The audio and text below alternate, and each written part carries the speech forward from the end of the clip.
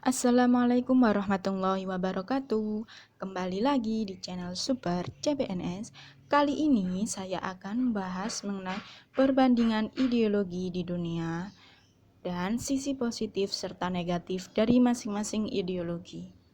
Jadi ada 4 ideologi yang kita bahas hari ini, yaitu liberalisme, kapitalisme, sosialisme, dan Pancasila.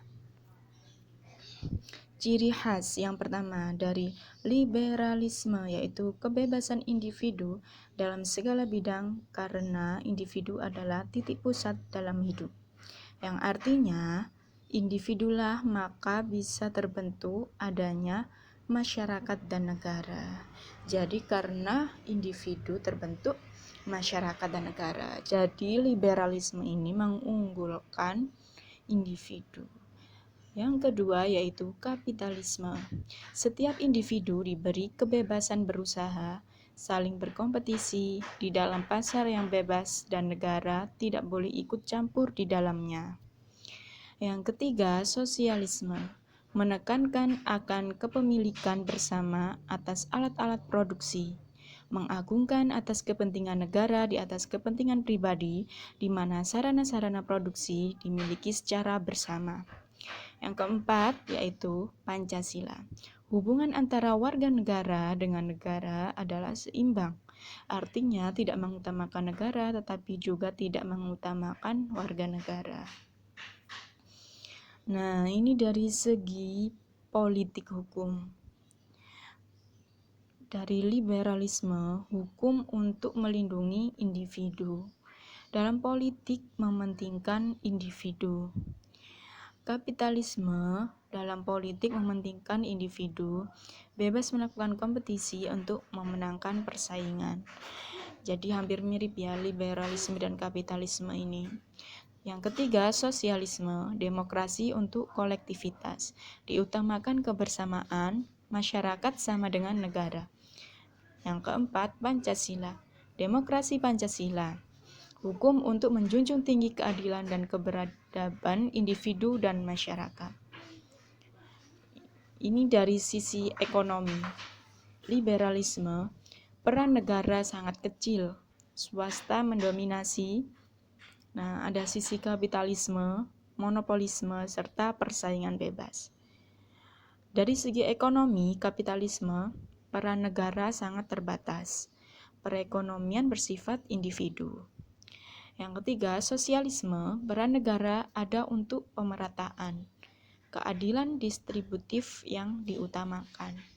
Keempat, ideologi Pancasila, peran negara ada untuk tidak terjadi monopoli yang merugikan rakyat.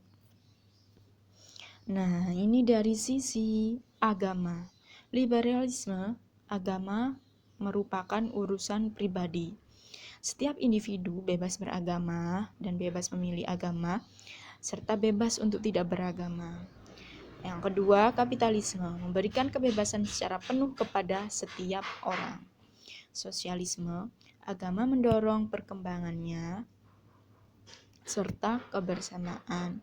Pancasila, bebas memilih salah satu agama. Agama harus menjiwai dalam hidup masyarakat berbangsa dan bernegara. Nah, ini pandangan terhadap individu dan masyarakat. Liberalisme, individu lebih penting daripada masyarakat.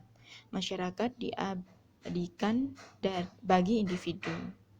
Sedangkan kapitalisme, individu lebih penting daripada masyarakat. Sosialisme, masyarakat yang lebih penting dari individu. Pancasila, individu diakui keberadaannya, masyarakat diakui keberadaannya. Jadi posisinya sama. Nah, ini sisi positif dan negatif dari liberalisme. Sisi positifnya, kebebasan milik siapapun tanpa adanya aturan yang mengikat.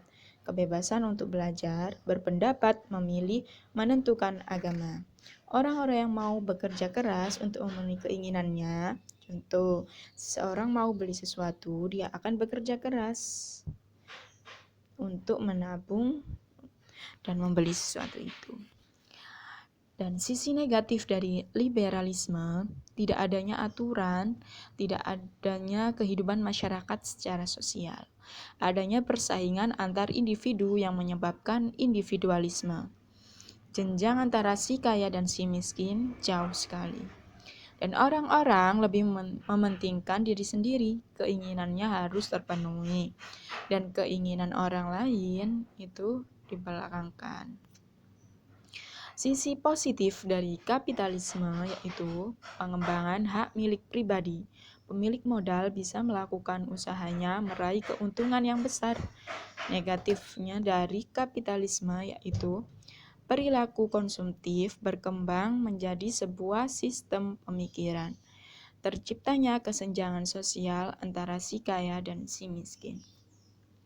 Nah, ini positif dari sosialisme yaitu negara berkembang karena adanya kerjasama dan saling mendukung antara satu dengan yang lain. Jenjang antara si miskin dan si kaya tidak jauh. Semuanya menikmati hal yang sama. Dan sisi negatifnya akan adanya kesalahpahaman karena ada sekelompok golongan yang menganggap mereka adalah golongan yang kaya, kerakusan, dan ketamakan. Tidak ada rasa ingin bekerja keras karena semua sudah diberikan oleh pemerintah, air, listrik, semuanya sama. Ini negatifnya dari sosialisme. Nah, sekarang kita ke ideologi Pancasila. Sisi positifnya, hubungan antara warga negara dengan negara adalah seimbang. Artinya tidak mengutamakan negara tetapi juga tidak mengutamakan warga negara. Kepentingan negara dan warga negara sama-sama dipentingkan. Agama erat hubungannya dengan negara. Setiap warga negara dijamin pula kebebasannya untuk memilih salah satu agama yang ada dan diakui di pemerintahan.